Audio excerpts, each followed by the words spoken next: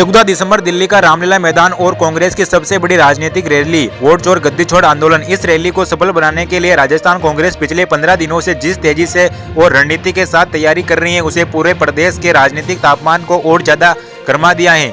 दिल्ली से सटे राजस्थान, हरियाणा और पश्चिमी यूपी, इन तीनों राज्यों को इसी बार कांग्रेस हाईकमान ने मुख्य फोकस जोन बनाया है। लेकिन राजस्थान का रोल इस बार सबसे बड़ा, सबसे अहम और सबसे निर्णायक माना जा रहा है। प्रदेश कांग्रेस के अध्यक्ष गोविंद सिंह डोटासरा खुद पिछले 2 हफ्तों में मैदान में हैं और जिला अध्यक्षों से लेकर विधायकों तक, संसद से लेकर बूथ स्तर के कार्यकर्ताओं तक हर किसी से वीडियो कॉन्फ्रेंसिंग पर फीडबैक लिया गया है।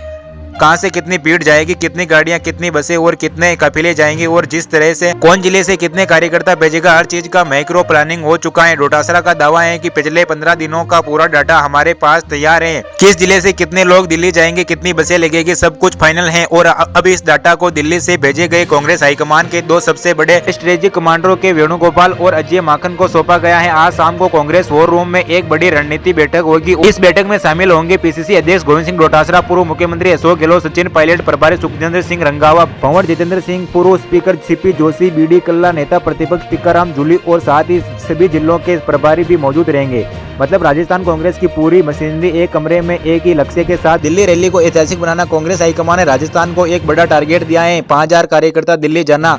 ये सिर्फ संख्या नहीं, एक राजनीतिक संदेश है। कांग्रेस चाहती है कि दिल्ली की रैली में राजस्थान की ताकत पूरे देश को दिखाई दे और इसकी एक वजह है कि राजस्थान दिल्ली के सबसे नजदीकी राज्यों में एक है। जयपुर ग्रामीण, कोटपुतली, बेरोर, दौसा, भरतपुर, झुंझुनू, सीकर और चूरू, ये सभी जिले दिल्ली से सीधे जुड़े हैं, यानी कि भीड़ जुटाने में राजस्थान निर्णायक भूमिका निभा सकता है। लेकिन सबसे दिलचस्प बात यह है कि हाईकमान को राजस्थान से उम्मीद क्यों इतनी ज्यादा है, क्योंकि राजस्थान कांग्रेस के पास आज भी 65 विधायक है, 8 लोकसभा सांसद कांग्रेस के पास है और 5 राज्यसभा सांसद भी है।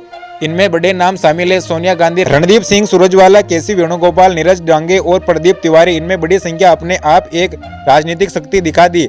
अब बात करें रैली के नेतृत्व की, तो 14 दिसंबर की ये रैली कोई साधारण राजनीतिक कार्यक्रम नहीं। कांग्रेस इसे लोकतंत्र की लड़ाई और केंद्र सरकार के खिलाफ जन मोर्चे की तरह पेश कर रही है। वोट चोर गद्दी छोड़ ये नाम पूरे देश में तेजी से फैला जा रहा है। सोशल मीडिया से लेकर जमीनी स्तर तक कांग्रेस इस नारे को अपना सबसे बड़ा हथियार बना रही है। राजस्थान कांग्रेस की तैयारी बताती है कि पार्टी इस बार कोई गलती नहीं करना चाहती। हर जिले में मीटिंग, हर ब्लॉक लेवल पर मॉनिटरिंग और हर बूथ लेवल तक पहुंचने की कोशिश लगातार जारी है। डोटासरा, पायलट और गहलोत तीनों नेता का सक्रिय होना भी अपने आप में एक बड़ा संदेश है कि पार्टी इस रैली को लेकर एकजुट दिखना चाहती है। राजस्थान में कांग्रेस संगठन लंबे समय से गुटबाजी की चर्चा से घिरा हुआ है, लेकिन इस रैली ने 3 बड़े चेहरा गहलोत, पायलट और डोटासरा को एक मंच पर ला दिया है। हाईकमान भी यही चाहता है कि दिल्ली की रैली जितनी बड़ी होगी उतना ही मजबूत संदेश पूरे देश में जाएगा कि कांग्रेस अभी भी संगठित है, ऊर्जा से भरी है और जनता के मुद्दों पर लड़ने के लिए तैयार। राजस्थान के हजारों कार्यकर्ता के काफिले 13 और 14 दिसंबर को दिल्ली की ओर बढ़ेंगे। ये तो दृश्य अपने आप में एक राजनीतिक शक्ति का प्रदर्शन होगा। फिलहाल सबकी निगाहें जयपुर की बड़ी बैठक पर टिके है, जहां वेणुगोपाल और माकन राजस्थान की तैयारी की अंतिम रिपोर्ट लेगी। ये सवाल यह है कि क्या राजस्थान कांग्रेस 500 की भीड़ का लक्ष्य पूरा कर पाएगी? क्या 14 दिसंबर की यह रैली कांग्रेस को नई ऊर्जा दे पाएगी? इस सवाल का जवाब मिलेगा रामलीला मैदान में 14 दिसंबर को।